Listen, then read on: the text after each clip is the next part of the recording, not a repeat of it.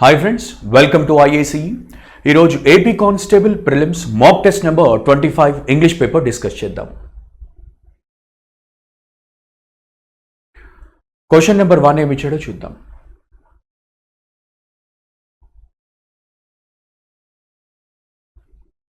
Okay, yes. Directions 1 to 2 ఇచ్చాడు. In each of the following questions a sentence has been given in direct or indirect speech. Out of the 4 alternatives suggested, select the one which best expresses the same sentence in direct or indirect speech. So ట్రిక్కీగా ఏమీ లేదు, direct speech ఉంటే indirect స్పీచ్లోకి convert చేయమన్నాడు, లేదా indirect speech ఉంటే direct speech, ఈ విధంగా. సో కామాతో సపరేట్ అయింది, ఇన్వర్టెడ్ కామాస్లో ఉంది కాబట్టి ఇది మనకు డైరెక్ట్ స్పీచ్గా చెప్పొచ్చు. మరి మనకు యూజువల్గా అయితే ఏమనుకున్నాము అంటే, మనకు ప్రీవియస్ క్లాసెస్లో ఇలా అనుకున్నాము, ఏమని అంటే మనకు కామాతో సపరేట్ అయిన వర్బ్ ఏదైతే ఉంటుందో రిపోర్టింగ్ వర్బు, అది పాస్ట్ టెన్స్ అయినప్పుడు, ఏ టెన్స్ అయినప్పుడు, పాస్ట్ టెన్స్ అయినప్పుడు ఇన్వర్టెడ్ కామాస్లోని ఏదైతే టెన్స్ ఉంటుందో అది చేంజ్ అవుతుంది, అనగా ప్రజెంట్ ఉంటే పాస్ట్ అవుతుంది, మామూలుగా అదే కదా, రైట్. కానీ మనము దీనికి ఒక ఎక్సెప్షన్ కూడా తెలుసుకున్నాము. ఎక్సెప్షన్ ఏంటో చెప్తారా? దేనికి? కామాతో సపరేట్ అయిన వర్బు పాస్ట్ టెన్స్ ఉన్నప్పటికీ కూడా ఇన్వర్టెడ్ కామాస్లోని టెన్స్ చేంజ్ అవ్వదు. ఆ ఎక్స్ప్రెషన్ అడుగుతున్నాను, ఎక్సెప్షన్ అడుగుతున్నాను. ఏంటది సార్? అది యూనివర్సల్ ట్రూత్ అయినా, సైంటిఫిక్ ఫ్యాక్ట్ అయినా, రైట్, లేదా ఫ్యాక్ట్స్ ఏమైనా ఉన్నాయన్నా కూడా, లేదా ప్రావర్బ్స్ ఏమైనా ఉన్నాయన్నా కూడా అవి మారవు సార్ అని తెలుసుకున్నామా? సేమ్ అదే ఇక్కడ. Jyoti said to her sister, the RBI is India central bank. ఇది ఒక ఫ్యాక్ట్ అమ్మా, రైట్. సో ఆర్బీఐ అనేది ఇండియా యొక్క సెంట్రల్ బ్యాంక్ అనేదిగా మనము చెబుతూ ఉంటాము. ఇది పర్సనల్ స్టేట్మెంట్ కాదు, ఇదంతా కూడా జనరలైజ్ చేసి చెప్తున్నాడు కాబట్టి ఇది ఒక ఫ్యాక్ట్గా పరిగణించి మనము టెన్స్ చేంజ్ అవ్వకూడదు. అనగా వాజ్ పోతుంది, వాజ్ ఉన్నది పోతుంది, వాజ్ ఉంది పోతుంది. సో కాబట్టి 1 and 2 ఎలిమినేట్ అయిపోయింది. ఓకేనా? 1 and 2 ఎలిమినేట్ అయ్యింది. ఓకే, మరి 3కి 4కి తేడా ఏంటి? ఇక్కడ ద అనేది మిస్ అయ్యింది, అనగా కంజంక్షన్ మిస్ అయింది కాబట్టి మనకు కంజంక్షన్ ఉన్న ఆప్షన్ ఏమవుతుంది? Option 3 is your right answer. Option 3 is your right answer. Okay కదా? అదే కదా, మామూలుగా ఏ ఆన్సర్ మార్క్ చేసి ఉంటారు అంటే మీరు సెకండ్ ఆప్షన్ మీరు ఆన్సర్ మార్క్ చేసి ఉంటారు. ఎందుకంటే దట్ ఉంది, వాజ్ ఉంది, ఈజ్ వాజ్ అయిపోయింది. కానీ జాగ్రత్తగా గమనించాలి అని చెప్పాను కదా, రైట్. సో ఈ విధంగా మనం ఏవైతే ఫ్యాక్ట్స్ ఉంటాయో ఆ ఫ్యాక్ట్స్ అనేది ఎప్పుడు కూడా చేంజ్ అవ్వవు, అవి టెన్స్ మెయింటైన్ అవుతాయి. So question number 1 option 3 is your right answer. Next 1 to 2 చూద్దాము. ఏమి ఇచ్చాడు? అదే కదా డైరెక్షన్ అయితే మరి అదే డైరెక్ట్ స్పీచ్, ఇండైరెక్ట్ స్పీచ్ ఇచ్చాడు. ఓకే చూడండి, హీ సెడ్. చలో, సెడ్ ఉంది పాస్ట్ టెన్స్, అనగా ఇన్వర్టెడ్ కామాస్లోనిది మనకు, అనగా కామాతో సపరేట్ అయింది, పాస్ట్ ఉంది, సెడ్ అనేది ఉంది. మరి పాస్ట్ ఉంటే ఇది ఏమైనా ఫ్యాక్ట్ ఏం కాదు కదా, ఇది ఒక పర్సనల్ స్టేట్మెంటే అయిపోయింది కాబట్టి చేంజ్ అవ్వాలి. ఐ అపోస్ట్రఫీ ఎం అన్నాడు. ఐ అపోస్ట్రఫీ ఎస్ అంటే ఏంటమ్మా? అపోస్ట్రఫీ ఎం అంటే ఏంటి? ఐ యామ్ అని అర్థం. మరి యామ్ ఏం కావాలి? యామ్ ఏం కావాలి అంటే వాజ్ ఆర్ వర్ కావాలి. మరి మామూలుగా సింగులర్ కాబట్టి వాజ్ అవుతుంది. మరి ఐ అంటే he said I am off అంటే he said that he was off. I అంటే ఎవడు? హీయే కదా. అతను అన్నాడు నేను ఆఫ్ ఉన్నాను to the games, right. So where are you going, right. So ఈ విధంగా అడిగినప్పుడు ఏమంటున్నాడంటే హీ వాజ్ అనేది ఉండాలి. కానీ ఇక్కడ ఏముంది? హీ వుడ్ బి ఉంది. మరి ఇది కంటిన్యూస్ ఉంది, గోయింగ్ అనేది ఉంది. ఇక్కడ కంటిన్యూస్ ఎక్కడ కూడా ఉంది? సెకండ్ సెంటెన్స్లో ఉంది. ఎక్కడ? సెకండ్ సెంటెన్స్లో మనకు where you are planning to go అనేది ఉంది. మరి ఫస్ట్ సెంటెన్స్లో మరి ఏది లేదు కాబట్టి గోయింగ్ అనేది అది తీసేశాను. నెక్స్ట్ ఇక్కడ మరి టెన్స్ చేంజ్ అవ్వలేదు. ఈజ్ అనేది ప్రెసెంట్ టెన్సే అవుతుంది కదా. యాము, ఈజు, ఆరు ఇవి ప్రెసెంట్ టెన్స్. కానీ మనకి ఇక్కడ యాము ఎందులోకి వెళ్ళాలి? వాజ్లోకి వెళ్ళాలి. సరే ఇక్కడ వాజ్ ఉంది కదా, కానీ ఇక్కడ గోయింగ్ వచ్చేసింది, అందుకు పోయింది. నెక్స్ట్ తర్వాత మరి 3 వెళ్ళిపోయాయి కాబట్టి ఆబ్వియస్గా 4 అవుతుంది. మరి ఈ 4వది కరెక్ట్గానే ఉండాలి. మరి ఉన్నట్టుగా మనం ఒకసారి చూద్దాం. హీ సెడ్ దట్, ఐ అంటే ఎవరు? హీ అవుతుంది. హీ అనేది చేంజ్ అయింది. యామ్ ఏమైంది? Was off to the games and wanted to know. ఏమడిగాడు ఇతను? He said I am off to the games, where are you going? నువ్వు ఎక్కడికి వెళ్తున్నావు అంటే తెలుసుకోవడానికి, అందుకే and wanted to know where I was going. మీకు తెలుసు కదా WH పదాలు క్వశ్చన్ మార్క్ సెంటెన్స్ లేకపోతే, అంటే క్వశ్చన్ మార్క్ లేకపోతే సబ్జెక్ట్ ముందొస్తుంది. ఏమొస్తుంది? సబ్జెక్ట్ ముందొస్తుంది. సబ్జెక్ట్ అనేది ముందొస్తుంది. సో ఈ విధంగా మనము గుర్తుపెట్టుకోవాల్సిన విషయంగా మీరు చూడండి, right? So next, so fourth క్వశ్చన్కి మరి ఆఫ్ కోర్స్ సెకండ్ క్వశ్చన్కి option 4 is your right answer. Elimination చేస్తే ఈజీ అయిపోయిందమ్మా. చాలా సెంటెన్స్ చాలా పెద్దగా ఉంది, కానీ ఆ కీవర్డ్స్ను పెట్టేసుకొని మనం చూస్తే మాత్రము తప్పకుండా ఆ కీవర్డ్స్ ప్రకారంగా టైం అనేది చాలా సేవ్ అయిపోతూ ఉంటుంది, right? So question number 2 option 4 is your right answer. Question number 3 direction change చేశాడు కదా, ఓకే.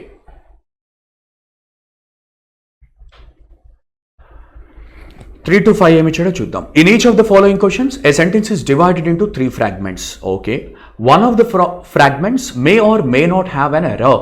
ఉంటే ఉంటుంది, లేకపోతే ఉండదు ఎర్రర్ అని అంటున్నాడు. With respect to context or grammar, you have to identify the error part and mark it as your answer. If all the parts are error free, mark option D as your answer. మరి ఏవైతే 3 భాగాల్లో ఏదైతే grammar mistake లేదా contextual mistake ఉంటే కనుక ఏ భాగానికి సంబంధించిందో ఆ భాగానికి సరైన మరి 1 అయితే 1 అని పెట్టండి, 2 అయితే 2 లేదా 3. అదే కదా డైరెక్షన్ ఇచ్చాడు. తర్వాత మరి 3 భాగాల్లో గ్రామర్ మిస్టేక్ లేదు అంటే నో ఎర్రర్. ట్రిక్కీగా ఏమీ లేదు కదా డైరెక్షన్, ఎందుకంటే డైరెక్షన్ అర్థం చేసుకోవడం చాలా ఇంపార్టెంట్. ఎందుకు అంటే ఓసారి ట్రిక్కీగా కూడా ఇస్తూ ఉంటాడు. సో ఇప్పుడైతే ఏమి ట్రిక్కీగా లేదు, యూజువల్గానే మనం రెగ్యులర్గా ఉన్నట్టుగానే ఉంది. ఓకే, మరి చూద్దాం. Unlike Indian loss, like Indian loss, unlike Indian loss. Like Indian loss అంటే ఇండియన్ లాస్ లాగా, కానీ ఇక్కడ అన్లైక్ అంటున్నాడు. ఇండియన్ లాస్ లాగా కాకుండా యుఎస్ లాస్, యుఎస్కి సంబంధించిన లాస్ అంట ప్రొవైడ్ చేస్తాయి for a contingency fee of lawyering అంటున్నాడు. సింపుల్ అయిపోయిందమ్మా, అంత దూరం కూడా పోనవసరం లేదు. ఇక్కడ ప్రొవైడ్స్ అనేది ఏంటి? ప్రొవైడ్స్ అంటే ఇక్కడ నేను మీనింగ్ అడగట్లేదు, గ్రామటికల్గా అడుగుతున్నాను. ప్రొవైడ్స్ అంటే ఏంటి? V1 చివర ఎస్ఏ కదా, వర్బ్కు చివర ఎస్ఏ కదా. వర్బ్కు చివర ఎస్, ఈఎస్, ఐఎస్ అనేది ఎటువంటి సబ్జెక్టులు వస్తుంది. ఒకటైతే తెలుసు కదా మనకు, ప్లూరల్ సబ్జెక్టులు అయితే, అవి బహువచన సబ్జెక్టులు అయితే ఎట్టి పరిస్థితుల్లో V1 ఎస్ రాకూడదు. ప్లూరల్ సబ్జెక్టుతో ఎట్టి పరిస్థితుల్లో V1 ఎస్ వాడకూడదు, ఎట్టి పరిస్థితుల్లో హ్యాజ్ వాడకూడదు, ఎట్టి పరిస్థితుల్లో ఈజ్ వాడకూడదు, ఎట్టి పరిస్థితుల్లో వాజ్ వాడకూడదు. ఇవి ఫిక్స్ కదా, సెకండ్స్, ఫ్రాక్షన్ ఆఫ్ సెకండ్స్లో చెప్పేయచ్చు కదా. ఏంటది? ఇచ్చిన సబ్జెక్టు అనగా ఇచ్చిన సబ్జెక్టులు నౌన్ ఆర్ ప్రొనౌన్లే ఉంటాయి కదా. ఇచ్చిన సబ్జెక్ట్స్ ప్లూరల్ అయితే ఎట్టి పరిస్థితుల్లో వాటితో వర్బ్కు చివర ఎస్ ఉండే పదము లేదా హ్యాజు హెల్పింగ్ వర్బ్గా లేదా మెయిన్ వర్బ్గా ఈజు వాజు ఇవి వాడకూడదు. సో కాబట్టి ఇక్కడైతే ఏం చేశాడు? ప్రొవైడ్ చివర ఏం యాడ్ చేశాడు? ఎస్ యాడ్ చేశాడు, పోయింది. సో ప్రొవైడ్స్ కాదు, ప్రొవైడ్ వస్తుంది, V1 వాడాలి. ఓకే కదా, రైట్. సో ఈ విధంగా మనము గ్రామటికల్ మిస్టేక్ అనేది చూసాము. మరి మొదటి పార్ట్లో మిస్టేక్ ఉంది కాబట్టి option 1 is your right answer. Option 1 is your right answer.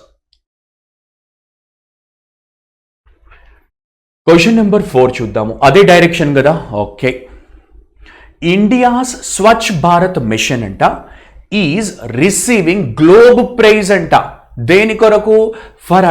For attempting to close the sanitation gap. So sanitation గ్యాప్ను మరి క్లోజ్ చేయడానికి చేసే అటెంప్ట్కు తను రిసీవ్ చేసుకుందంట. ఎవరు? ఇండియా యొక్క స్వచ్ఛ భారత్ మిషన్, స్వచ్ఛ భారత్ మిషన్ గ్లోబ్ ప్రైజ్ అంటున్నాడు. మా ఇక్కడనే మిస్టేక్ అయిపోయింది. ప్రైజ్ అనేది ఏమవుతుంది? నౌన్ అవుతుంది. ఏమవుతుంది? నౌన్. మరి ఏం రిసీవ్ చేసుకుంటున్నారు?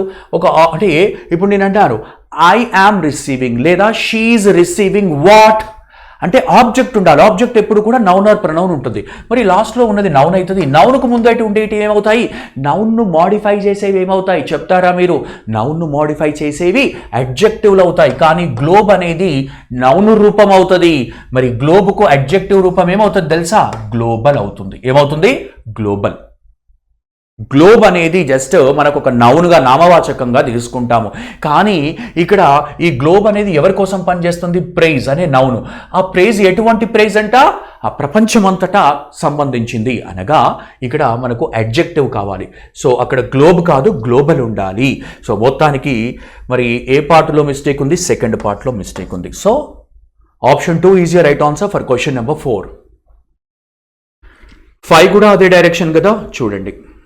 Even though I love coffee, నేను కాఫీ లవ్ చేసినప్పటికీ కూడా మరి ఏమంట, I have chosen to avoid the beverage, right. So ఆ లిక్విడ్ ఏదైతే ఉంటుందో నేను అవాయిడ్ చేయడానికి చూస్ చేశాను. నాకు కాఫీ అంటే చాలా ఇష్టం, అంటే చాలా ఇష్టము, ఎంత లవ్ ఉన్నప్పటికీ కూడా నేను చూస్ చేసుకున్నాను అవాయిడ్ చేద్దామని ఆ బెవరేజ్.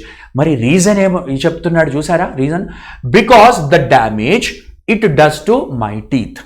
మీకు ఒక సింపుల్ పాయింట్ చెప్తాను, బట్ చాలా ఇంపార్టెంట్, అది ఇక్కడ రాసుకోండి, రైట్. మీకు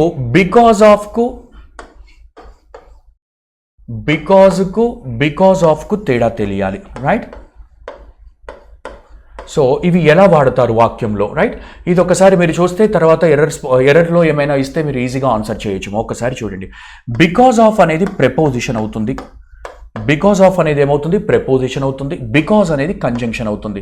సార్ మరి దీన్ని ఎలా గుర్తుపట్టాలి సార్, మాకు ఈజీ ఏదైనా మెథడ్ ఉందా, ఒక్కసారి చెప్తాను చూడండి. బికాజ్ ఆఫ్ తర్వాత నౌన్ ఆర్ ప్రొనౌన్ ఉంటుంది. ఏముంటుందమ్మా, నౌన్ ఆర్ ప్రొనౌన్ వాడాలి, ఎందుకంటే ప్రెపోజిషన్ల తర్వాత నౌన్ ఆర్ ప్రొనౌన్. ప్రెపోజిషన్లో నౌన్ ఆర్ ప్రొనౌన్ తర్వాత వాడి దీని గురించి ఎక్స్ట్రా ఇన్ఫర్మేషన్ ఉండొచ్చు. ఎక్స్ట్రా ఇన్ఫర్మేషన్, ఈఐ అంటే ఎక్స్ట్రా ఇన్ఫర్మేషన్. ఈ ఎక్స్ట్రా ఇన్ఫర్మేషన్ సెంటెన్సే ఉండొచ్చు. అర్థం చేసుకోండి, నేను మళ్ళీ రిపీట్ చేస్తాను కావాలంటే. సో ఏమంటున్నాను, బికాజ్ ఆఫ్ తర్వాత నేనేమంటున్నాను, నౌన్ ఆర్ ప్రొనౌనే వాడాలి. చలో నౌన్ ఆర్ ప్రొనౌన్ వాడినాక దాని గురించి ఎక్స్ట్రా ఇన్ఫర్మేషన్ ఉండొచ్చు. ఎక్స్ట్రా ఇన్ఫర్మేషన్ అంటే సెంటెన్సే. సెంటెన్స్ ఈజ్ నథింగ్ బట్ ఏమనుకుంటున్నాము, సబ్జెక్ట్ ప్లస్ వర్బ్. అయితే మరి ఈ విధంగా నౌన్ ఆర్ ప్రొనౌన్ అనేది ఉంటుంది, దాని గురించి ఎక్స్ట్రా ఇన్ఫర్మేషన్ అంటే ఉంటే ఉంటుంది, లేకపోతే లేదు. కానీ గుర్తుపెట్టుకుంటామా, బికాస్ తర్వాత మీకు డైరెక్ట్గా ఒక సెంటెన్సే ఉండాలి, అంటే సబ్జెక్ట్ ప్లస్ వర్బ్ కాంబినేషన్ డైరెక్ట్గా ఉండాలి. అర్థమవుతున్నట్టేనా, చెప్తాను మళ్ళీ ఒకసారి. బికాజ్ ఆఫ్ అనేది ప్రిపోజిషన్, బికాజ్ ఆఫ్ తర్వాత నౌన్ ఆర్ ప్రొనౌన్ మాత్రమే మనం తీసుకుంటాము.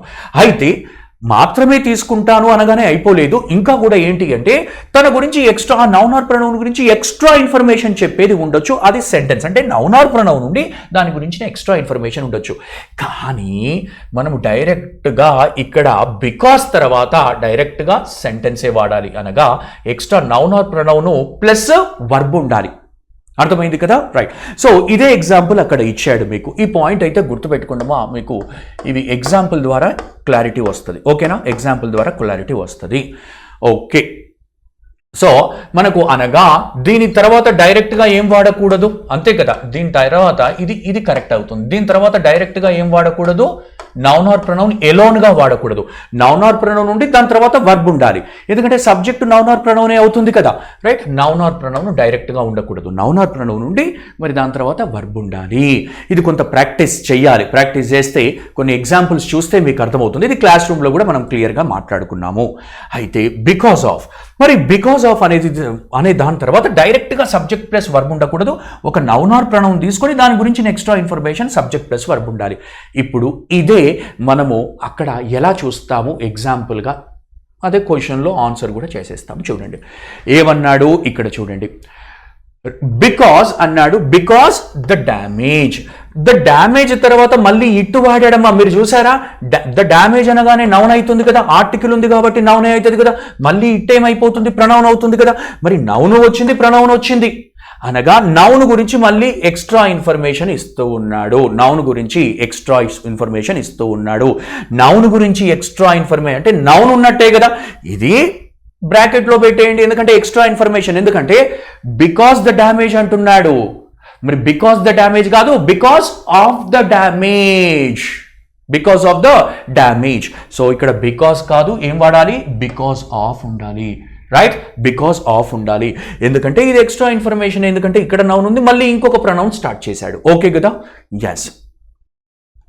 సో ఈ విధంగా మనం ఇంకొక క్వశ్చన్ ఇస్తాను, ఇంకో సెంటెన్స్ ఇస్తాను, మీరు చేయగలుగుతున్నారా లేదా ఒక్కసారి చూడండి. నేను అన్నాను because of Suman scolded me, because of Suman scolded me, I ran away. Right, Suman తిట్టడం వల్ల నన్ను తిట్టడం వల్ల నేను పారిపోయాను. మీనింగ్ అయితే అర్థమైపోయింది, సెంటెన్స్ ఏం వాడుతుంది, కానీ గ్రామటికల్గా కరెక్ట్ ఉందా లేదా ఇక్కడ పెద్ద ప్రాబ్లం అయిపోయింది. మరి ఒక్కసారి ఇంతకుముందు నేను చెప్పింది ఫాలో అవుతే మీరు ఈజీగా ఈ గ్రామటికల్ మిస్టేక్ అని చెప్తారు. సో గుర్తుందా, బికాజ్ ఆఫ్ తర్వాత మనం డైరెక్ట్గా ఒక సబ్జెక్ట్ ప్లస్ వర్బ్ డైరెక్ట్గా వాడకూడదు అని చెప్పాను. కానీ స్కోల్డెడ్, ఎవరు స్కోల్డ్ చేశారు? సుమన్. అంటే సబ్జెక్ట్ అయిపోయింది, నౌన్ అయిపోయింది, వర్బ్ వచ్చింది. ఓకే కదా, రైట్. సో మరి అందుకు ఇక్కడ బికాజ్ ఆఫ్ కాదు, ఏం రాయాలి? Because Suman scolded me. Because Suman scolded me. లేదు ఇంతవరకే ఫుల్ స్టాప్ వచ్చింది అనుకోండి, ఏంటి ఈ స్కోల్డెడ్ లేదనుకుందాము. Because of Suman I ran away. అప్పుడు because Suman I ran away కాదు, బికాజ్ ఆఫ్ సుమన్. ఎందుకంటే మళ్ళీ వర్బ్ కాంబినేషన్ లేదు కదా.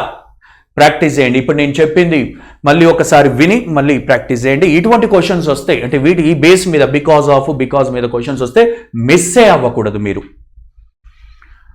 ఓకే, మొత్తానికి క్వశ్చన్ నెంబర్ 5 ఎక్కడ మిస్టేక్ ఉంది అంటే 3లో మిస్టేక్ ఉంది. ఓకే కదా, option 3 is your right answer. Question number 6 చూడండి. డైరెక్షన్ ఏమి ఇచ్చాడు? In the following question A group of words is given. In the group one word is correctly spelled, find the correctly spelled word. ఏది కరెక్ట్గా spell అయిందో అది గుర్తించమన్నాడు. Separation. Ration spelling అంటే separation. Ration అనగానే RATION. ఓకేనా, లాస్ట్లో ఏముంటుంది? సారీ, సప అనేది తర్వాత చూద్దాం. Ration RATION. మరి ఇక్కడ RETION ఉంది కాబట్టి 3 పోయింది. మరి 1 కూడా RETION ఉంది. మరి సెపే కాదమ్మా, సెపా. సెపా అనగానే SEPA వస్తుంది. ఏమొస్తుంది? SEPA. సో కాబట్టి SEPE ఉందమ్మా సెకండ్లో మీరు గమనిస్తే. సో కాబట్టి option 4 is your right answer. SEPA, SEPA. సెపి కాదు, మనము సెపా అంటాము. SEPA, separation. RATION అనేది మనం క్లియర్గానే చూసాము. క్వశ్చన్ నెంబర్ 7 కదా. Okay, 7 to 11 right. 7 to 11 అనేది రీడింగ్ కాంప్రహెన్షన్ ప్యాసేజ్ ఇచ్చాడు. ఒక లాంగ్ ప్యాసేజ్గా కనబడుతుంది, లాంగ్ ప్యాసేజ్గానే కనబడుతుంది. సో ఇటువంటి ఒక లాంగ్ ప్యాసేజ్ వచ్చింది అని అంటే కనుక ఎస్పెషల్లీ కొంత ఎకనామిక్ రిలేటెడ్, కొంత బ్యాంకింగ్ రిలేటెడ్ టర్మ్స్ వాడాడు అంటే ఇది లాస్ట్లో, ఇది చివరగా అటెంప్ట్ చేయడానికి ట్రై చేయండి. ఎస్, సో మరి చూద్దాము. బట్ ఇప్పుడు as of now we will answer the questions. మరి దేని గురించి ఇచ్చాడో ఒక్కసారి అవగాహన తెచ్చుకుందాము. India's economic fortunes continue to be tied to the sharply fluctuating price of oil. India యొక్క ఎకనామిక్ ఫార్చ్యూన్స్, ఆ మనీ రీటైల్, ఆ అదృష్టాలు, ఆ ఫార్చ్యూన్ అంట దేనికి టై అయి ఉన్నాయి, దేనికి లింక్ అయి ఉన్నాయంట? మరి ఆయిల్, ప్రైస్ ఆఫ్ ఆయిల్ మీదనే చాలా బేస్ అయి ఉన్నాయంట. అవును, నిజమే కదా. మరి దాని గురించి, ఆయిల్ గురించి మాట్లాడుతున్నాడు ఫస్ట్ లైన్లో. At a gathering of prominent oil. Prominent ఏంటంటమ్మా? ఇంపార్టెంట్. ఓకే, ఆయిల్ మినిస్టర్స్ లేదా ఫేమస్ అని చెప్పొచ్చు ministers in New Delhi on Monday, prime minister Narendra Modi urged oil producing countries to reduce the cost of energy. Right. So ఆ ఎనర్జీకి సంబంధించిన ఏదైతే cost ఉంటుందో అది రెడ్యూస్ చేయండి అనేది వేడుకున్నాడు అనేదిగా ఆ మినిస్టర్స్ ఎప్పుడైతే ఏదైతే ఆ మీటింగ్ జరిగిందో అక్కడ అడిగాడంట. ఎక్కడ జరిగింది? న్యూఢిల్లీలో. ఎందుకు? In order to help the global economy in it's path towards recovery. Aid అంటే హెల్ప్ చేయడం అమ్మా. ఏంటది?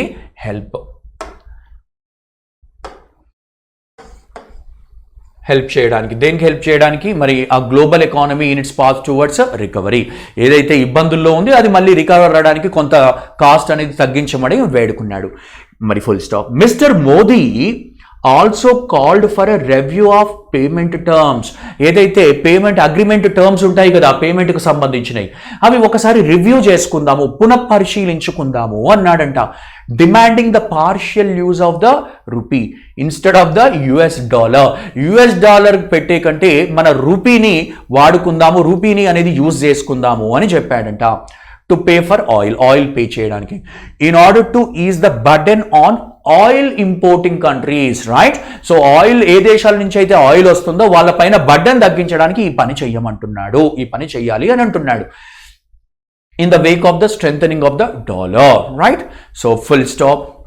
With well over 80% of its oil demand. Okay, మరి డిమాండ్ అయితే ఉందంట కదా, 80% of its oil demand being met through imports.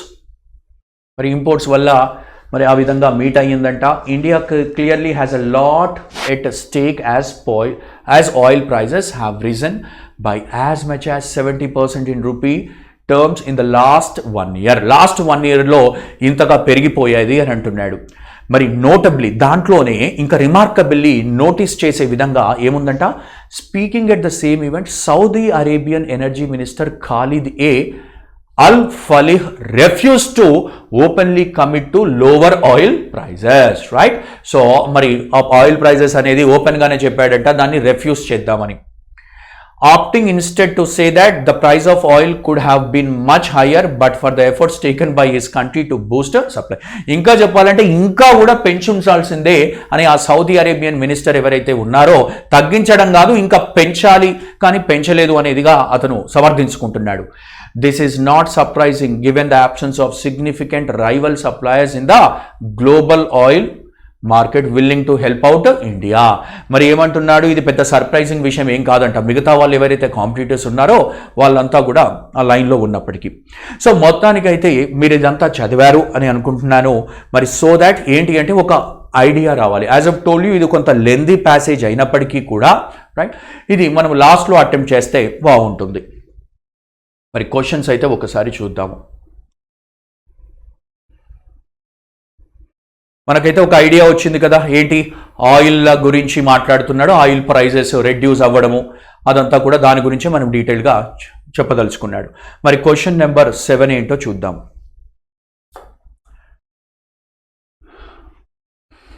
Which among the following correctly explains the opinion of the oil minister of Saudi Arabia? Saudi Arabia minister అయితే ఉన్నారో అతని యొక్క opinion ఏది express చేస్తుంది, దేని గురించి? Regarding the increasing oil prices in the international market. మరి ఏ ఆప్షనో ఆ సౌదీ అరేబియా మినిస్టర్ యొక్క ఒపీనియన్ క్లియర్గా కరెక్ట్గా ఎక్స్ప్లెయిన్ చేస్తుందో అడుగుతూ ఉన్నాడు. సో సింపుల్గా చెప్పాలంటే డైరెక్ట్గా ఉంది చూడండి. there is no chance that oil prices will come down. అసలు ఛాన్స్ లేదు, ఇంకా పెరగాలి అని అనుకుంటున్నాడు కదా, అసలు ఛాన్సే లేదు. will come down in the near future.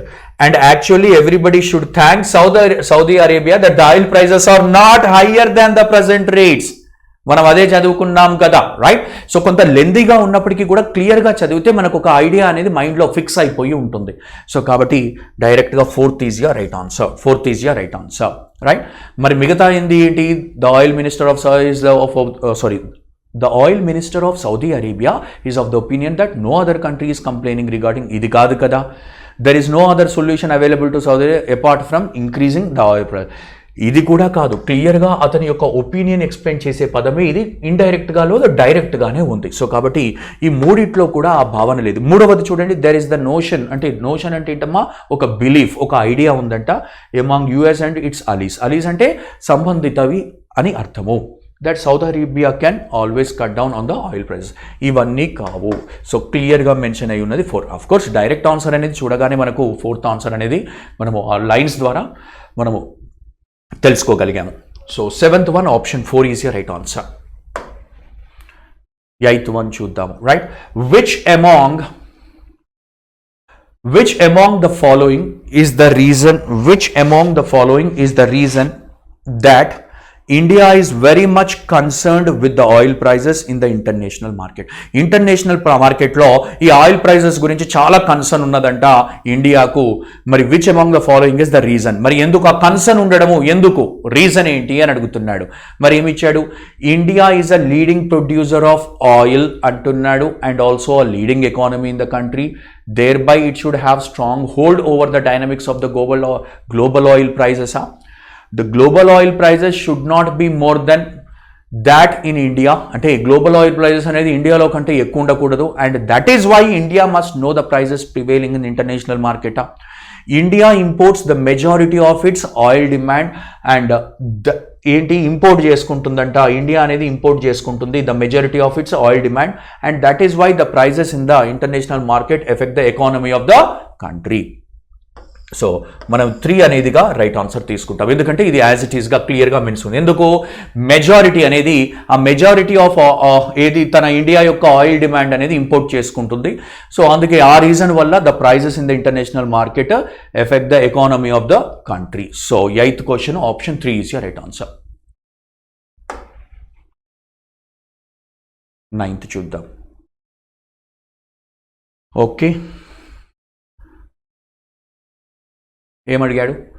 Which among the following is correct అంటున్నాడు. ఇన్కరెక్ట్ కాదమ్మా, కరెక్ట్. దేని గురించి కరెక్ట్ అంటున్నాడు? Regarding the request made by the prime minister of India in the meeting of the oil ministers. మనది first పారాగ్రాఫ్లోనే చూసాము. మరి Delhi as described in the passage. మరి sorry, ఏ విధంగా ఉందో చూద్దాం. మీరు సెకండ్ ఆప్షన్ చూడండి అమ్మా. The prime minister requested that the suppliers of oil should allow India to make a part of its payment in the domestic currency. అంటే రూపీలోనే కదా domestic currency అంటే దేశం యొక్క rupee, in order to avoid the fluctuations in the exchange rate. మరి first ఏమన్నాడు? The prime minister requested that the Indian oil company should be given proper training. వాళ్ళకు training ఇవ్వాలని అన్నాడా? ఇక్కడ మెన్షన్ చేసేలేదు కదా, 1 పోయింది. రైట్, సో 2 అనేది కరెక్ట్గా ఉంది. మరి ఇంకా ఏముండాలి? మరి 2 and 3 మరి ఇక్కడ 2 ఉంది, 3 కూడా ఉంది, కాబట్టి మనము మరి 3 కూడా కరెక్టా రాంగ్గా చూద్దాం. The prime minister requested that the cost of oil should be reduced in order to make energy affordable in the world. మరి రెడ్యూస్ చేయమన్నాడు కదా కాస్ట్, సో 3 కూడా కరెక్ట్ అవుతుంది. మరి 2 and 3 ఎక్కడ ఉంది? Option 4 is your right answer. Option 4 is your right answer. 2, 3 ఉండాలి కదా, కరెక్టే కాబట్టి ఆప్షన్ 4లో 2 and 3 ఉంది. 9 is question number 9, 4 is your right answer.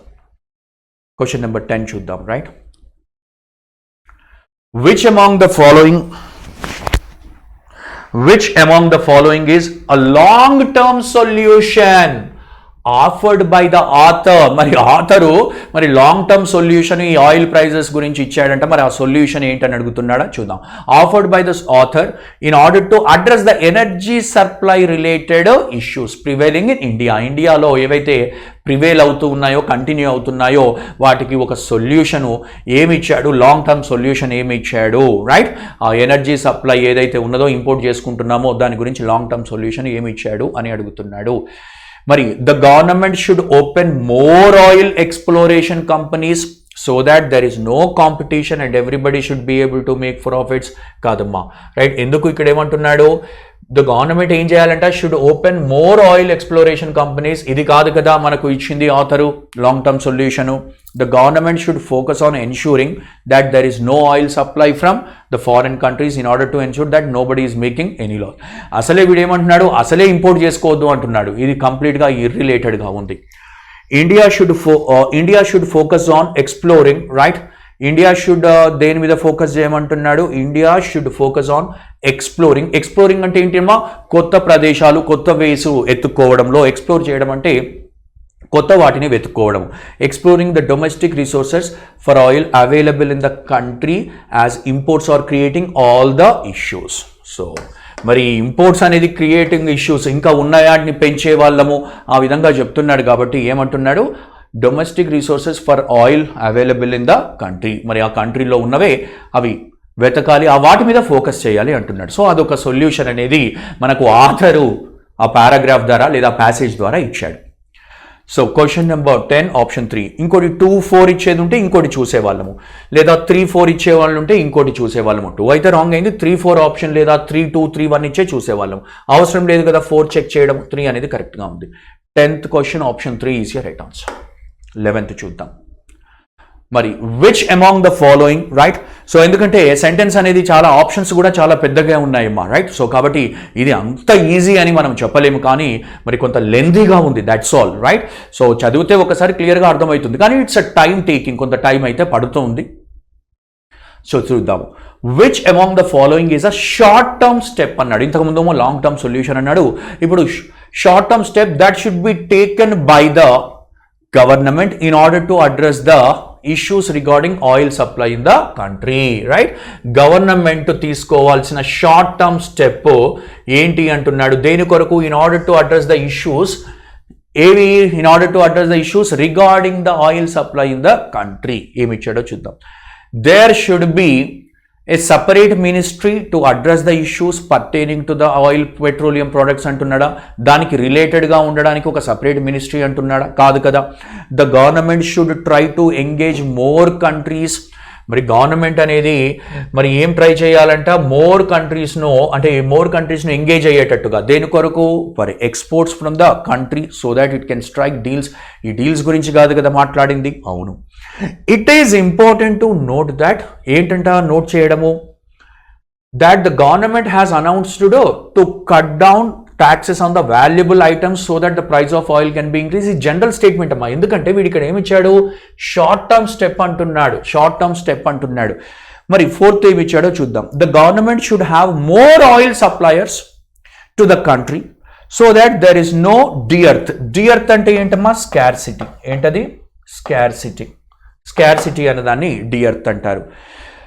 So that there is no scarcity of options in front of the government, అంటే ఎక్కువ oil suppliers ఉండాలి. So ఇది short term step అనేదిగా మనం తీసుకోవచ్చు. ఫోర్త్ అనేది రైట్ ఆన్సర్ అవుతుంది. 11th question option 4 is right answer. 12th మరి ప్యాసేజ్ రిలేటెడ్ క్వశ్చన్స్ అయిపోయాయి. మరి ఈ క్వశ్చన్ చూద్దాం. 12th క్వశ్చన్ ఏమడిగాడు, what does this sentence imply, ఏమి ఇంప్లికేషన్ ఉంటుంది, ఏమి సజెస్ట్ చేస్తుంది.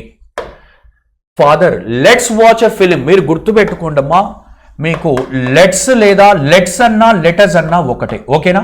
Let plus us equal to ఏమవుతుంది, లెటర్స్ అవుతుంది.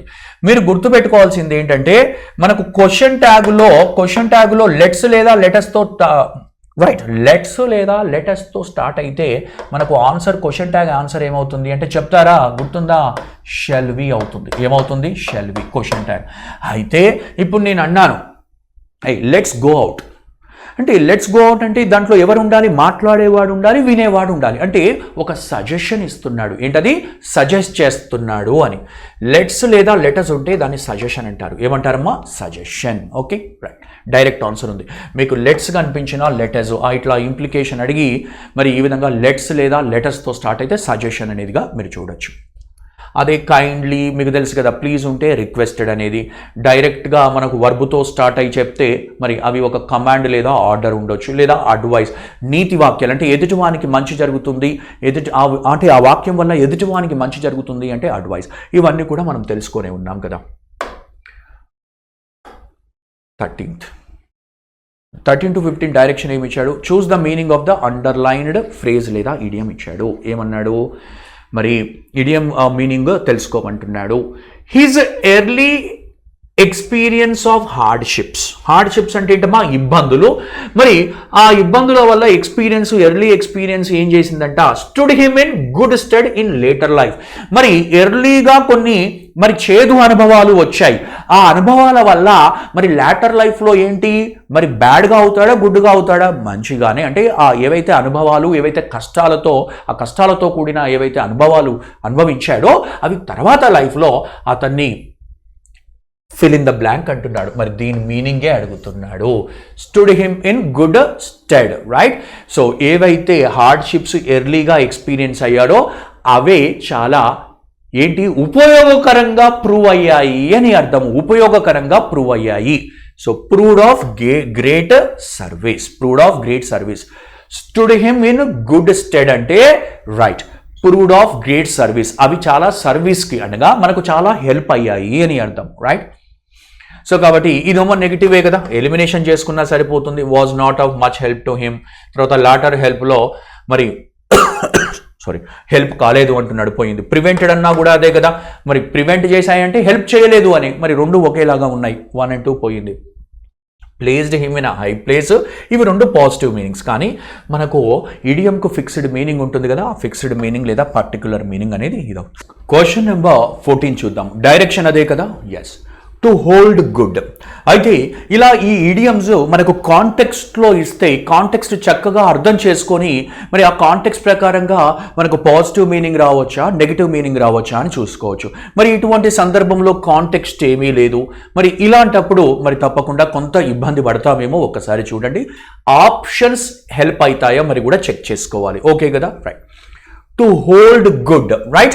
సో ఆ గుడ్డును హోల్డ్ చేసుకొని పెట్టుకోవడాన్ని ఏమని అంటారు అని అంటే, అలానే హోల్డ్ అంటే ఏంటమ్మా, అంటి పెట్టుకొని ఉండడం. ఆ గుడ్డును అలానే అంటి పెట్టుకుంటున్నాము అని అంటే ఏంటి, మరి క్రష్ చేయడమా, ఏదైనా కూడా నాశనం ఏమైనా చేస్తున్నామా, డెస్ట్రాయ్ కాదు కదా, right.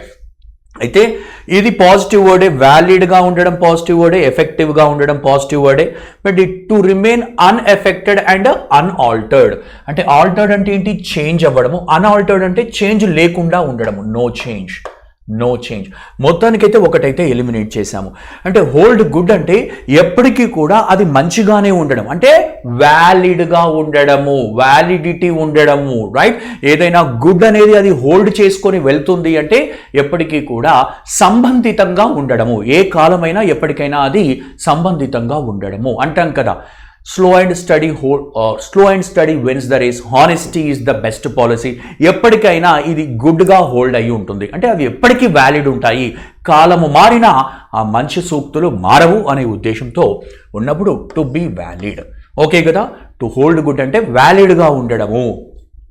14th question option 2 is your right answer. 15th కూడా అదే డైరెక్షన్ కదా, right. So to turn the కార్నర్ను టర్న్ చేస్తున్నావు అంటే, ఇలా కార్నర్స్ మీరు టర్న్ అవుతూ ఉన్నారు అని అంటే, ఏదైతే మీ లైఫ్లో క్రిటికల్ స్టేజెస్ ఉంటాయి కదా, అవన్నీ కూడా పాస్ చేసి వెళ్ళడము ముందుకు, రైట్. కొలాప్స్ అవ్వడము కాదు. కొంతమంది కార్నర్ రాగానే నా పని అయిపోయింది ఇంకా ఎటు వెళ్ళలేను అని వెనక్కు వెళ్తారు లేదా ఫెయిల్ అవుతారు. అలా కాకుండా ఆ స్టేజ్ను పాస్ అయిపోతారు కదా, ఆ క్రిటికల్ స్టేజ్ను మనము పాస్ అయినాడు లేదా పాస్ అయిన ఆ స్టేజ్ అయితే ఏదైతే ఉంటుందో, మూమెంట్ అయితే ఉంటుందో, దాన్ని to turn the corner. He turned the corners in his life and became successful అయ్యాడు. మరి సక్సెస్ఫుల్ అయ్యాడు అంటే ఆ క్రిటికల్ స్టేజెస్ పాస్ అవుతేనే కదా, ఎస్. సో అలా గుర్తుపెట్టుకున్నా కూడా మరి చెప్పొచ్చు. డిఫెక్ట్ అంటే ఏదైనా కూడా డ్యామేజ్ ఉండడము, డై అంటే చనిపోవడం తెలుసు. బీట్రే అంటే ఏంటి, బీట్రే మీరు బీట్రే చేస్తున్నారు ఎవరిని అంటే డిసీవ్ చేస్తున్నారు అని అర్థం, డిసీవ్. ఓకే కదా, రైట్. సో మొత్తానికి question number 15 option 2 is your right answer. Option 2 is your right answer. Question number 16 చూద్దాము. మరి డైరెక్షన్ చేంజ్ చేశాడు కదా. In the following, a sentence has been divided into parts, namely 1, A, B, C and D. The part 1 is fixed అంటున్నాడు and కరెక్టే అంటున్నాడు. The other parts are jumble, అంటే ABCDలు jumble అయ్యాయి, ఫస్ట్ అయితే ఫిక్స్ అయ్యింది అని అంటున్నాడు. Choose the correct order of the given jumbled parts. ఏదైతే ABCD జంబుల్ అయ్యిందో వాటిని ఏది 1తో చూసి మరి ఈ విధంగా రీఅరేంజ్ చేయమంటున్నాడు. ఓకేనా, ఎస్. మరి మోస్ట్ ఎలక్షన్స్, ఇది ఫిక్స్డే అంటున్నాడు కదా, ఇది 1కు సంబంధించిన పార్టే కదా, రైట్. మరి మోస్ట్ ఎలక్షన్స్తో స్టార్ట్ చేశాడు కాబట్టి ఈ మోస్ట్ ఎలక్షన్స్ అనేది సింగులరా ప్లూరలా? ప్లూరల్ సార్, సింగులర్ కాదు. ఎలక్షన్స్ అనేది, ఎలక్షన్ అంటే ఒకటి, ఎలక్షన్స్ అంటే ఎక్కువగా, ఒకటి కంటే ఎక్కువ. మరి ఇక్కడ మనము వర్బ్తో బిగిన్ అయితే ఎక్కడ వర్బ్ ఉందో చెప్తారా నాకు? ఏదైనా వర్బ్ ఎక్కడైనా ఉందా సార్? డు నాట్ ఉంది. ఏముంది? Do not. అంటే మనకు ఇక్కడ డూ అనేది మనకు ప్లూరల్ సబ్జెక్టులతో వాడొచ్చు కదా, డస్ అనేది సింగులర్ సబ్జెక్ట్తో వాడతాము. కానీ ఇది ప్లూరల్ కాబట్టి మనకి ఇది సబ్జెక్టుగా తీసుకోవచ్చు, ఇది వర్బ్గా తీసుకోవచ్చు. అనగా most elections do not directly establish public policy. చాలా దాదాపు ఎలక్షన్స్ అంట పబ్లిక్ పాలసీని డైరెక్ట్గా ఎస్టాబ్లిష్ చేయవంట. సో 1 అంటే దేంతో బిగిన్ అవ్వాలి? ఆప్షన్ బితో, అంటే బి సెగ్మెంట్తో బిగిన్ అవ్వాలి. మరి సెకండ్ సితో బిగిన్ అయింది, ఫోర్త్ సితో బిగిన్ అయింది. మరి అయితే BDCA కావాలి లేదా మనకు BDAC కావాలి, అదే కదా, రైట్. చూద్దాం ఒకసారి చూడండి. మరి BD ఇక్కడ ఉంది, CAనా ACయా చూసుకుంటే అయిపోతుంది. ఒక్కసారి మరి ACయా Cయా చూసుకుంటే అయిపోతుంది కదా. మోస్ట్ ఎలక్షన్స్ అన్నాడు, do not directly establish public policy. Okay, తర్వాత D ఇచ్చాడు ఏమని? బట్ కానీ instead confer on a small group of officials. డైరెక్ట్గా పబ్లిక్ పాలసీ మోస్ట్ ఎలక్షన్స్ అవి ఏం చేయవు, ఎస్టాబ్లిష్ చేయవంట. కానీ ఏం చేస్తాయంటే స్మాల్ గ్రూప్స్ పైన కన్ఫర్ చేస్తాయంట. ఏంటది? The authority to make a policy. ఆ పాలసీ మేక్ చేసే అథారిటీని స్మాల్ గ్రూప్స్ పైన కన్ఫర్ చేస్తాయంట, గ్రాంట్ చేస్తాయంట. కానీ డైరెక్ట్గా మోస్ట్ ఎలక్షన్స్ దాదాపుగా ఎలక్షన్స్ డైరెక్ట్గా అవి ఎస్టాబ్లిష్ చేయవు అంటున్నాడు. సో కాబట్టి మనం ఇక్కడ చూస్తేనమ్మా డి తర్వాత ఏముండాలి? ఏ ఉండాలి. డి తర్వాత ఏ ఉండాలి అనగా డి తర్వాత ఏముంది? ఏ ఉంది. ఇవి ఎట్లాగూ 2, 4 ఆప్షన్స్ పోయాయి. మరి 1 కాదు, ఏముండాలి? 3 ఉండాలి. ఓకే కదా?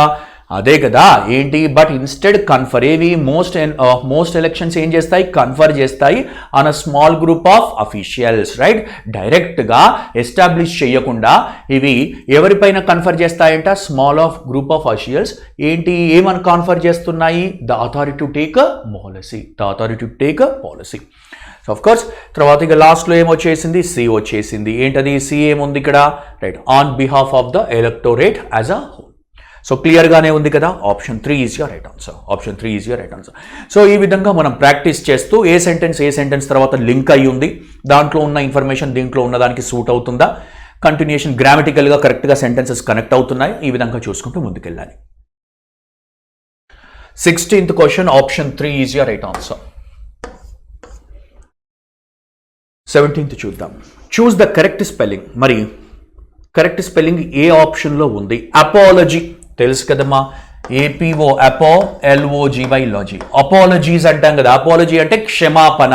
డైరెక్ట్ ఆన్సరే. అపాలజీ అంటే క్షమాపణ, సారీ చెప్పడము. To express sorrow, right? To express sorrow or sorry, to feel sorry, to feel sorry apology అని చెప్తుంటాం. మరి ఏపీఓ ఎల్ఓజీవై 1లో లేదు, 3లో లేదు, 4లో లేదు. చాలా ఈజీగానే ఉన్నట్టే కదా? Yes. 18 to 19. Choose the correct passive form of the sentence. మీకు గుర్తున్నట్టేనా ఏంటి? ఈ active voice passive voice sentences వస్తే మీకు 99% ఏంటి అంటే వర్బ్ మీదనే వాడు చేంజ్ చేస్తాడు. సో కాబట్టి డైరెక్ట్గా వర్బ్నే మనము ఫోకస్ చేస్తే మరి ఈజీగా అయ్యేటట్టుగా with in short time answer చేసుకునేటట్టుగా ఉంటుంది. మరి డిడ్, అవునా? డిడ్ అనేది మెయిన్ వర్బ్ అమ్మా, V2, అవునా? హెల్పింగ్ వర్బ్ కాదు, జాగ్రత్త. మెయిన్ వర్బ్ డిడ్గా వాడాడు, రైట్? సో ఇలా V2 ఉంటే మనకు యాక్టివ్ వాయిస్లో V2 ఉంటే ప్యాసివ్ వాయిస్లో వాజ్ ఆర్ వర్ వాడి, పాస్ట్ కాబట్టి వాజ్ ఆర్ వర్ అనే బి రూపాలు తీసుకొని V2ను 3వ రూపంలోకి కన్వర్ట్ చేయాలి. So was or were V3 ఎక్కడుంది సార్? సెకండ్లో వాజ్ ఆర్ వర్ లేదు, డిలో థర్డ్లో లేదు, సో 4thలో ఉంది, 1లో కూడా ఉంది. 1లో ఉందా? రైట్, ఉంది. మరి డిడ్కు ఏమవుతుందమ్మా? డన్నే అవుతుంది కదా. మరి ద స్టామ్ వాజ్ డ్యామేజ్ అంటున్నాడు. కానీ ఇక్కడ V2 ఏముంది? డిడ్ ఉందా? ఇక్కడ V2, ఇక్కడ డిడ్ రాశానా? మరి డిడ్కు అఫ్ కోర్స్ వాజ్ రాస్తాము, వాజ్ ఆర్ వర్ రాసి డిడ్కు 3వ రూపం ఏమవుతుంది? డన్ అవుతుంది. మరి ఇక్కడ డ్యామేజ్డ్ అన్నాడు, తప్పయింది. అంతేనా? Right, was done. సో డైరెక్ట్గా మనకు సెంటెన్స్ మొత్తం అర్థం కాకపోయినా కూడా మనం ఏం చేయొచ్చు? వర్బును బేస్ చేసుకొని ఆ వర్బు యొక్క 3వ రూపం రాసి కాలానికి తగ్గట్టుగా బి రూపాలను వాడాలి. సో ఆ విధంగా మనం క్వశ్చన్ నెంబర్ 1 అయిపోయింది. ఓకే కదా? ఇక దీన్ని ఇంకా క్లియర్గా తెలుసుకోవాలంటే ఇది సబ్జెక్ట్ అయింది, ఇది వర్బ్ అయిపోయింది, ఇదేమైపోయింది? ఆబ్జెక్ట్ ముందు వచ్చేసింది మచ్ డ్యామేజ్. వర్బును ప్యాసివ్ వర్బ్గా మార్చాను. స్టామ్ ఏమైపోయింది? బై ద స్టామ్ అయిపోయింది. ఇలా కూడా మనం చెక్ చేసుకున్నా కూడా. బట్ ఏది షార్ట్ ప్రాసెస్ అనేది మనకు అలా చూసుకోవాలి. లాంగ్ ప్రాసెస్తో ఏమవుతుందంటే కాన్సెప్ట్ అర్థమవుతుంది. మరి లాంగ్ ప్రాసెస్ అంటే ఏదైతే ప్రాసెస్ అయితే ఉండాలి కదా కాన్సెప్ట్ అర్థం చేసుకోవడానికి. వెన్ ఐ సే కాంటెక్స్ట్ అర్థం చేసుకోవడానికి. ఇలా ప్రాక్టీస్ చేస్తూ మనం ఏం చేయొచ్చు అంటే డైరెక్ట్గా వర్బ్ మీద అటాక్ అవ్వచ్చు. కానీ స్టార్టింగ్లోనే నేర్చుకునే టైంలోనే షార్ట్ కట్స్ అంటే స్టార్టింగ్ స్టేజ్లో లర్నింగ్లో ఉన్నప్పుడు షార్ట్ కట్స్ అంటే ఇబ్బంది పడతారు. జాగ్రత్త, అది ప్రాక్టీస్ ద్వారా రావాలి ఆ షార్ట్ కట్స్ అనేది. జాగ్రత్త.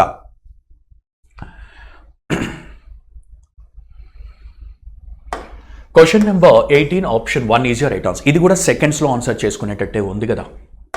19th మా finish the work in time, right?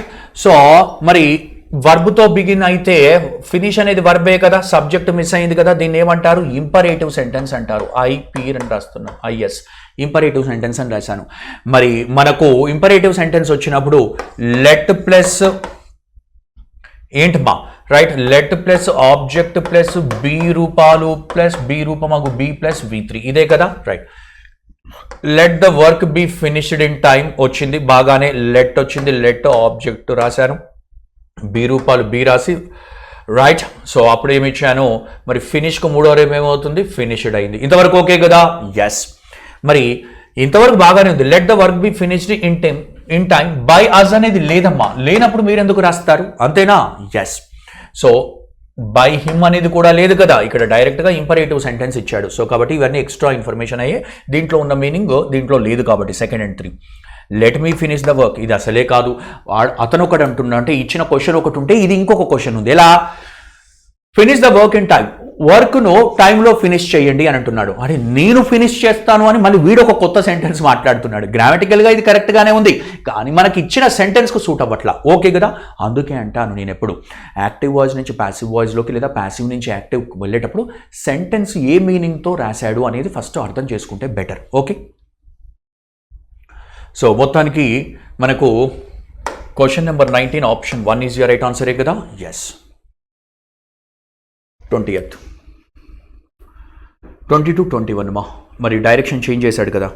In each of the following questions out of the 4 alternatives select the alternative which is the best substitute of the phrase. మరి ఇచ్చిన ఫ్రేజ్కు ఏది substitute అవుతుంది, ఏ ఒక్క word substitute అవుతుంది అని అంటున్నాడు.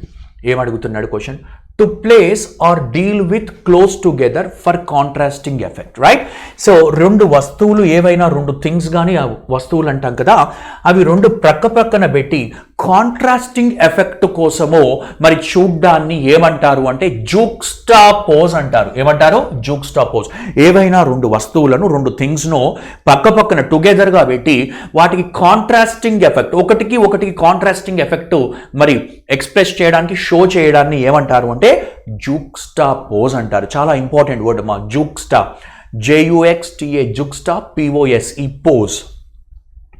మరి స్క్రూటినీ అంటే ఏంటి, కోర్స్ రైట్ ఆన్సర్ 2 అయిపోయింది. స్క్రూటినీ చేయడం అంటే ఏంటి మా ఇన్స్పెక్షన్ అంటాం కదా, ఇన్స్పెక్ట్ చేయడము కరెక్ట్గా ఉందా లేదా ఇన్స్పెక్షన్ చేయడము. కోరిలేట్ చేయడం అంటే ఏంటి మా, కోరిలేట్ అంటే టాలీ అవ్వడము, 2 కూడా టాలీ అవ్వడం, అది ఇది మ్యాచ్ అవ్వడము, అగ్రి అవ్వడము, టాలీ అవ్వడం, ఇవి తెలుసు కదా మీకు, వింటూ ఉంటాం కదా ఎప్పుడు కూడా, right. Tally, okay right. Contract అంటే ఏంటి మా, టు కాంట్రాక్ట్ అంటే ఏంటి, 2 విధాలుగా వస్తాయి. కాంట్రాక్ట్ అంటే ఏదైనా అగ్రిమెంట్లోకి రావడము లేదా ష్రింక్ అవ్వడము అని కూడా అంటాం కదా, అలా కూడా చెప్పుకోవచ్చు. మొత్తానికి question number 20 option 2 easy right answer. చాలా ఇంపార్టెంట్, ఇది మర్చిపోకండి. కాంట్రాస్టింగ్ ఎఫెక్ట్, కాంట్రాస్ట్ అంటే ఏంటమ్మా, ఒకటి ఒకలాగా ఉంటుంది ఇంకొకటి ఒకలాగా ఉంటుంది, ఒక కాంట్రాస్టింగ్ ఎఫెక్ట్ వస్తుంది. సో ఆ విధంగా వచ్చినప్పుడు మరి జూక్స్టాపోజ్ అని చెప్తారు. 20th question option 2 easy right answer.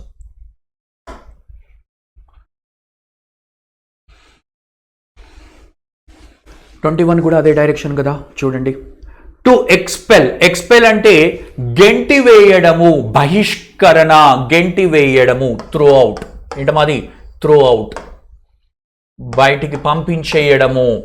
To expel someone from a position or place, ఒక ప్లేస్ నుంచి ఒక పొజిషన్ నుంచి వాడిని గెంటి వేస్తారు, దాన్ని ఏమంటారు అని అడుగుతున్నాడు. ఊస్టింగ్ ఆర్డర్ వచ్చింది అని జనరల్గా విన్నారా ఎప్పుడైనా, ఊస్టింగ్ ఆర్డర్ వచ్చింది అని అంటారు అనగా. సో ఆ విధంగా ఒక పొజిషన్ నుంచి లేదా ప్లేస్ నుంచి బయటికి పంపించేయడం, బహిష్కరించడము, తోసిపారేయడము అని అంటారు కదా, ఇవన్నీ కూడా ఆ విధంగా మనం చెప్పవచ్చు. ఔస్ట్ అనేది వస్తుంది, రైట్. సో ఆ విధంగా మనం ఔస్ట్ అనేది తీసుకుంటాము. డిస్ఇన్హెరిట్ అంటే ఏంటమ్మా, ఇన్హెరిట్ అంటే ఏంటి, ఇన్హెరిటెన్స్ అంటే ఏంటి, ఏదైనా కూడా వంశపారిపర్యంగా మనకి ఏవైతే వస్తాయో ఆస్తులను మనము సంక్రమించుకోవడం. కానీ వీడేమన్నాడు, డిస్ఇన్హెరిటెడ్ అంటే చేంజ్ చేసుకోవడము, once will, right. Change once will, ఏదైతే విల్ ఉంటుందో ఆ అగ్రిమెంట్ ఉంటుందో దాన్ని చేంజ్ చేసుకోవడము ఇవ్వకుండా, దాన్ని డిస్ఇన్హెరిట్ అంటారు. మరి రెలిగేట్ అంటే ఏంటమ్మా, రెలిగేట్ చేశారు, నన్ను ఉన్న పొజిషన్లో నుంచి తక్కువ పొజిషన్లోకి చేశారు, నేను ఉన్న పొజిషన్లో నుంచి తక్కువ పొజిషన్కు అసైన్ చేశారు అంటే రెలిగేట్ చేశారు అని అంటారు. అంటే అసైన్ అసైన్ చేయడము, రైట్. ఇన్ఫీరియర్ ర్యాంక్ అంటే లోవర్ ర్యాంక్, ఇన్ఫీరియర్ అంటే తక్కువ అని అర్థం, లోవర్ ర్యాంక్, ఇన్ఫీరియర్ ర్యాంక్ అంటే లోవర్ అని అర్థం కదా. టు అసైన్ లోవర్ లేదా టు అసైన్ ఇన్ఫీరియర్ ర్యాంక్ అంటే కిందిగా సబార్డినేట్ అయిపోయాడు, ఉన్న పొజిషన్ నుంచి ఇంకెవడైనా పైకి వెళ్తాడు కానీ ఇతన్ని కిందికి తీశారు, అలా అన్నప్పుడు కిందికి పంపించారు, ర్యాంకులో తక్కువ ర్యాంకుకు పంపించారు. రెలిగేట్ చేయడము. చేజ్ చేయడం అంటే ఏంటమ్మా, గో ఆఫ్టర్, వెంబడించడము అనేది మీకు తెలుసు. సో మొత్తానికి రైట్ ఆన్సర్ ఏమవుతుందంటే 21 option 1 is your right answer. 22 చూద్దాం. ఏమన్నాడు direction, what does the sentence imply in each of the following questions అంటున్నాడు. మరి ఇచ్చిన క్వశ్చన్లో మరి ఏమి ఇంప్లాయ్ చేస్తుంది, ఏం సజెస్ట్ చేస్తుంది అని చెప్తున్నాడు. మీ ఒకరితో ఇలా అన్నాను నేను, use oil in the pen అన్నాను, పెన్నులో ఆయిల్ యూజ్ చేయండి అంటున్నాను, అంటే ఇంకేది యూజ్ చేయకండి, ఆయిల్. అంటే అతన్ని నేను ఏం చేస్తున్నాను, పర్సుయేషన్ అంటే అతన్ని కన్విన్స్ ఏమైనా చేస్తున్నానా, పర్సుయేషన్ అంటే ఏంటమ్మా, convince, right. Request kindly please ఉంటేనే రిక్వెస్ట్ అవుతుంది. అటెన్షన్ అంటున్నామా, ఏదైనా నోటీస్ చేసుకోండి, ఏదైనా నోట్ చేసుకోండి, అలర్ట్గా ఉన్నప్పుడే కదా మనం అటెన్షన్ అవుతాము, ఇది కూడా పోయింది. సో రైట్ ఆన్సర్ ఏమవుతుందమ్మా, ఇన్స్ట్రక్షన్. ఏమవుతుంది, ఇన్స్ట్రక్షన్, రైట్.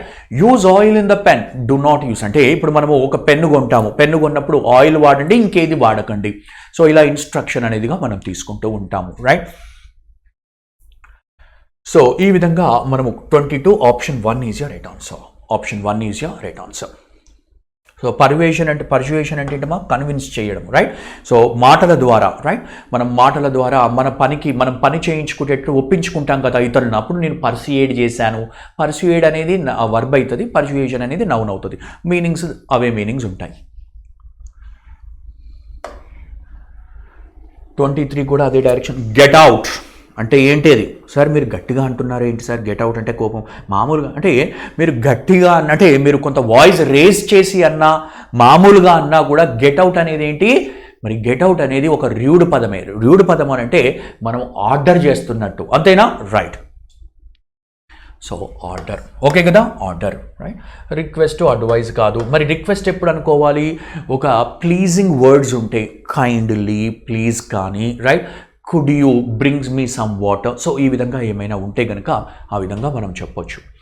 మరి అడ్వైజ్ ఎప్పుడు వాడాలి, అది వినేవాళ్లకు, ఎవరైతే మనం మాట్లాడేవాడు ఉంటాడు కదా, వాడు వినేవాడు ఎప్పుడు కూడా వినేవానికి ఉపయోగకరంగా ఉంది. మాట్లాడేవాడు ఏదైతే చెప్తాడో వానికి ఉపయోగకరంగా ఉంటే, ఆ పలుకుల ద్వారా అంటే చెప్పేవాడు ఏదైతే చెప్తాడో ఆ చెప్పే పలుకుల ద్వారా అతనికి ఉపయోగకరంగా ఉంటే దాన్ని అడ్వైజ్ అంటారు. ఇప్పుడు నేను అన్నాను రీడ్ వెల్ అన్నాను, మరి మీకు ఉపయోగమే కదా, రైట్, బాగుపడే విషయమే కదా. Apply for the exam, apply for the notification, apply for the exam, work hard you will get a job, ఇది అడ్వైస్, ఓకే. సో ఈ విధంగా మరి ఇక్కడ గెట్ అవుట్ అనేది అడ్వైస్ కాదు, ఇన్స్ట్రక్షన్ కూడా కాదు, ఓకే, రైట్. 24, 25 డైరెక్షన్ చేంజ్ చేశాడు. In each of the following questions a sentence is given and it is followed by 4 options, namely A, B, C, D. One of the options indicate the question tag of the given sentence. Choose the option. మరి question tag అమ్మా ఏమి లేదు. Nothing about me is true.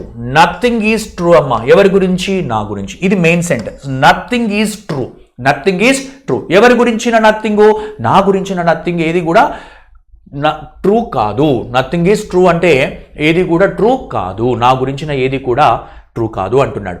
మీకు తెలుసు కదా, nothing ఉంటే అది nothing, nobody ఉంటే నెగిటివే కదా. నథింగ్, నోబడి ఉంటే లేదా నో వన్ ఉంటే నెగిటివే కదా. అంటే ఈ సెంటెన్స్ నెగిటివ్ ఉంటే క్వశ్చన్ ట్యాగ్ పాజిటివ్ ఉండాలి కదా. మరి నెగిటివ్ క్వశ్చన్ ట్యాగులను ఎలిమినేట్ చేద్దామా. ఈజ్ అంటూ, హ్యాజ్ ఇట్, వాజ్ ఇట్. అసలు సెకండ్స్లో ఆన్సర్ అయిపోయింది. అర్థమైంది కదా. అయితే మీరేమనుకుంటున్నారు అని అంటే, సార్ ఇది పాజిటివ్ సెంటెన్స్ కదా అనుకుంటారు, కానీ దాదాపుగా తెలుసు కదా మీకు, నథింగ్, నోబడి ఉంటే అది నెగిటివ్ సెంటెన్స్ అవుతుంది. No one, nobody, nothing. ఇంకొన్ని వర్డ్స్ ఉన్నాయి కదా, హార్డ్లీ, ఒక సెంటెన్స్లో హార్డ్లీ కనిపించిన, రేర్లీ కనిపించిన, సెల్డమ్ కనిపించిన, స్కేర్స్లీ కనిపించిన, స్కేర్స్లీ, హార్డ్లీ, రైట్, సెల్డమ్. ఇంకా కొన్ని ఇంపార్టెంట్ వర్డ్స్ ఫ్యూకు ముందు ఏ ద కనబడకపోతే, ఆర్టికల్ ఏ కనిపించకపోయినా ద కనిపించకపోయినా, లిటిల్కు ముందు కూడా ఆర్టికల్ ద లేదా ఏ కనిపించకపోయినా. అర్థమవుతుందా? ఫ్యూకు ముందు ఎటువంటి డిటర్మైనస్ అనగా ఏ లేదా ద ఉండకూడదు, లిటిల్కు ముందు ఏ లేదా ద ఉండకూడదు. అవి ఉంటే మళ్ళీ పాజిటివ్ అయిపోతుంది. మొత్తానికి ఇవన్నీ కూడా వాక్యాన్ని నెగిటివ్ చేస్తాయి. నెగిటివ్ చేస్తాయి అంటే మన question tag positive question tag ఉండాలి. ఓకే కదా? అలానే నెవర్ అనే పదం కనిపించిన, నో అనే కనిపించిన, నథింగ్, నోబడి, ఇవన్నీ కూడా మనకు నెగిటివ్ అర్థాన్ని ఇస్తాయి. ఏ అర్థాన్ని ఇస్తాయి? నెగిటివ్ అర్థాన్ని. మరి నెగిటివ్ అనేదిగా చూస్తాం. సో ఓకే కదా? Right. So question number 24, option 1 is your right answer. Option 1 is your right answer. 25.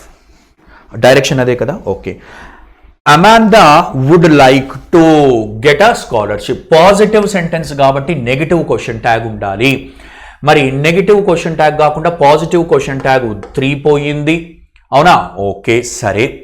మరి వుడ్ ఉంది కాబట్టి వుడెంట్ కావాలి. వుడెంట్ 1లో ఉంది, 2లో లేదు, 4లో కూడా లేదు.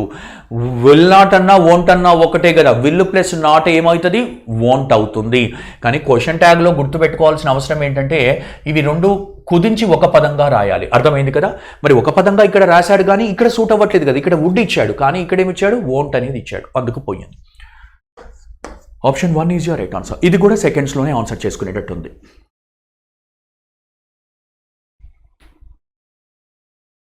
26 to 27 డైరెక్షన్ చేంజ్ చేశాడు. In each sentence below 1 word has been printed in bold. Okay.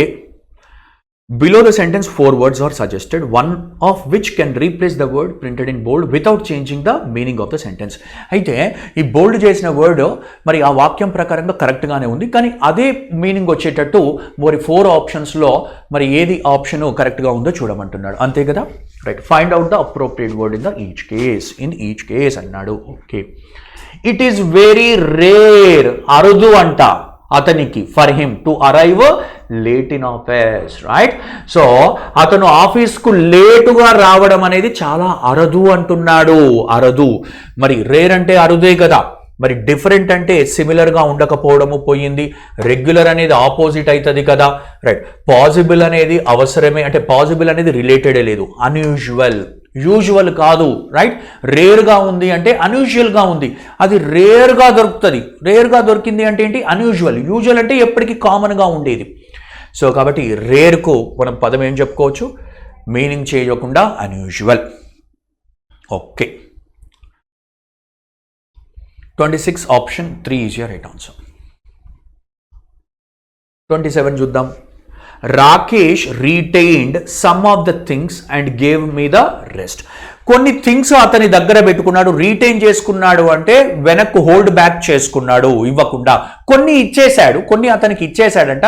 కానీ మరి కొన్ని అయితే ఏమన్నాడు? Rakesh retained some of the థింగ్స్లో కొన్ని అతని దగ్గర పెట్టేసుకున్నాడు, ఇక మిగిలినన్ని నాకు ఇచ్చేశాడు అని చెప్తున్నాడు. మరి కెప్టే కదా పెట్టేసుకున్నాడు. రీటైన్ అంటే అతని దగ్గర పెట్టేసుకున్నాడు. కెప్ట్. సపరేటెడ్ అసలు మీనింగ్ లేదు. సోల్డ్ అమ్మేశాడు, దానికి రిలేటెడ్ కాదు. రిమూవ్డ్ అనేది కూడా రిలేటెడ్ కాదు. ఓకే కదా? ఇవి ఎందుకంటే ఇవి డైరెక్ట్ మనకు మీనింగ్స్ గానే మనకు అర్థమైపోతూ ఉన్నాయి. So question number 27 option 1 is your right answer. 28 చూద్దాము. The boy has ఫేర్డ్ well in the oral examination. అయితే 28 to 29 మనం డైరెక్షన్స్ చదవలేదు. అంతేనా? మరి డైరెక్షన్ చదవాలని ఎప్పుడు నేను అంటున్నాను కదా, నేనే మర్చిపోయానా? చూద్దాం. In each of the following sentences there are 4 alternatives that carry the opposite of the words అన్నాడమ్మా. ఆపోజిట్ అన్నాడు, జాగ్రత్త. Opposite of the words in bold given in the sentence. Find out the appropriate word that is the best opposite to the given word. మరి ఇచ్చిన ఏదైతే బోల్డ్ చేశాడో ఆ పదానికి right. Oral examination అంటే ఏంటమ్మా? మనం ఓరల్ అంటే ఏమనుకుంటున్నామో, ఓరల్ అంటే వ్రాయకుండా ఉండేది. అంటే ఏదైతే వోకల్ కార్డ్స్ తోటి లేదు, వోకల్గా మనం మాట్లాడుతామో దాన్ని ఏమంటారు? ఓరల్ అంటారు. కానీ దానికి ఆపోజిట్ ఏమవుతుంది? బ్రిటన్ అవుతుంది. మరి స్పోకెన్ అన్నా వోకల్ అన్నా ఒకటే కదా, ఓరల్కు సినోనిమ్స్ అవుతాయి కదా. వర్బల్ అంటే ఏంటి? పద రూపాలు. మీకు verbal reasoning, non verbal reasoning ఉంటుంది కదా. నాన్ వర్బల్ అంటే ఏంటి? పదాలు కాకుండా సింబల్స్, సిగ్నల్స్ అవన్నీ వాడుతూ ఉంటారు కదా, వాటిని నాన్ వర్బల్ అంటారు. అదే పదాలను ఉపయోగించడం, పదాలను రాయడం ద్వారా లేదా చెప్పడం ద్వారా పదాలను ఉపయోగించడాన్ని వర్బల్ అంటారు. మరి దీనికి క్లియర్గా ఉంది, మరి ఆపోజిట్ అడిగాడు కాబట్టి రిటర్న్ అవుతుంది. Question number 28 option 2 is right answer. Yes, question number 29 చూద్దాం ఇప్పుడు. క్వశ్చన్ నెంబర్ 29 ఏంటది? Putting a suffix before a word can change the meaning అంటున్నాడు, right? So putting a suffix, మరి సఫిక్స్ కు ఆపోజిట్ ఏమవుతుందమ్మా? ప్రిఫిక్స్ అవుతుంది. ఏమవుతుంది? ప్రిఫిక్స్. మరి ప్రిఫిక్స్ అనగానే మనకు సఫిక్స్ కు ఆపోజిట్ అవుతుంది. మనకి ఇచ్చింది క్లియర్ గా ఏంటి? ఆపోజిట్ మీనింగ్ అడిగాడు కదా, రైట్? ఆపోజిటే మీనింగ్ అడిగాడు. సో కాబట్టి మనకు సఫిక్స్ కు ఆపోజిట్ ఏమవుతుంది? ప్రిఫిక్స్. యాక్చువల్ గా సఫిక్స్ ప్రీఫిక్స్ అంటే, ప్రీఫిక్స్ అంటే ముందు కదా, ఒక పదానికి ముందర కొన్ని రూట్ వర్డ్స్ ను మరి చేర్చడం ఏమంటారు? ప్రీఫిక్స్. అదే ఒక పదానికి తర్వాత యాడ్ చేస్తే ఏమంటారు? సఫిక్స్ అంటారు. ఏమంటారమ్మా? Suffix, prefix. ఒక పదానికి ముందర, ఒక పదానికి తర్వాత. యాక్చువల్గా ఏమవుతుంది? Putting a prefix before a word can change the meaning అంటున్నాడు. అంటే మనం మామూలుగా తెలుసుకోవాలి అంటే, ఇప్పుడు నేను అన్నాను హ్యాపీ అని అన్నానమ్మా. హ్యాపీ అనేది ఒక పదం ఉంది. నేను దీనికి ప్రిఫిక్స్ అంటే తర్వాతనా ముందా? ముందు. ప్రీ అంటే ముందు కదా. అన్హ్యాపీ. హ్యాపీ అంటే ఒక మీనింగ్ ఉంది, అన్హ్యాపీ అంటే ఇంకొక మీనింగ్ మారిపోయింది. అంటే ప్రిఫిక్స్ పెట్టడం ద్వారా మీనింగ్ మారిపోతుంది. అందుకే అంటే ఇది ప్రిఫిక్స్ అనేది ఇక్కడ చూసుకోవాలి మనం. ప్రిఫిక్స్ పెట్టడం ద్వారా ఏంటంటే మా మీనింగ్ మారిపోతుంది. అదే సఫిక్స్ చేస్తాను చూడండి. సఫిక్స్ అంటే తర్వాత కదా. హ్యాపీనెస్ అన్నాను, ఈ NESSను యాడ్ చేశాను, వై పోయి ఐ అయిపోయింది, అంతే. హ్యాపీనెస్. మరి హ్యాపీ అనేది ఏమైపోయింది? అడ్జెక్టివ్ అయింది కదా. మామూలుగా ఏమంటాము? అడ్జెక్టివ్. మీనింగ్ పరంగా చూసుకుంటే సంతోషము, అన్బెట్టగానే సంతోషంగా ఉండకపోవడం, బాధాకరంగా ఉండడం. మరి NES యాడ్ చేస్తే, సఫిక్స్ యాడ్ చేస్తే ఏమైపోయింది? నౌన్ అయిపోయింది. ఏమైపోయింది? నౌన్. అంతకుముందు ఏమున్నది? అడ్జెక్టివ్ ఉంది, తర్వాత ఏమైపోయింది? నౌన్ అయిపోయింది. అనగా ప్రిఫిక్స్ యాడ్ చేస్తే మీనింగ్ మారుతుంది, సఫిక్స్ యాడ్ చేస్తే మనకు పార్ట్స్ ఆఫ్ భాషా భాగం మారుతుంది. ఆ విధంగా మీరు చూడొచ్చు. సో మొత్తానికి 29 option 1 is your right answer. 30th one, what does the sentence imply? ఏం సజెస్ట్ చేస్తుంది ఇచ్చిన వాక్యము? ఏంటి చూద్దాం. The master said to his servant bring me a glass of water at once అన్నాడు, రైట్? సో ఇక్కడ ఏమి ఇచ్చాడమ్మా? ఇక్కడ ఎవరి మధ్యలో relation? The master said to his servant అన్నాడు. మరి bring me a glass of water at once. మరి సింపుల్గా చూస్తే సర్వెంట్ను అంటే ఆ సర్వెంట్కు మాస్టర్ అనేది ఏం చేస్తాడు? రిక్వెస్ట్ చేస్తాడా? ఆర్డర్ చేస్తాడు. సో క్లియర్గా ఇక్కడ ఇచ్చాడు. సో కాబట్టి మనకేమవుతుందమ్మా? ఆర్డర్ అవుతుంది. ఏంటది? ఆర్డర్. మామూలుగా చూస్తే ఇప్పుడు కుడ్ యూ బ్రింగ్ మీ అలా వస్తే, ప్లీజ్ బ్రింగ్ మీ వస్తే రిక్వెస్టే అవుతుంది. కానీ ఇక్కడ వీడు సెంటెన్స్ అనేది మనకు డైరెక్ట్ స్పీచ్లో ఇచ్చి ఏమి ఇచ్చాడు? ఇక్కడ మాస్టర్ సర్వెంట్ రిలేషన్ పెట్టేశాడు. ఓకే కదా, రైట్?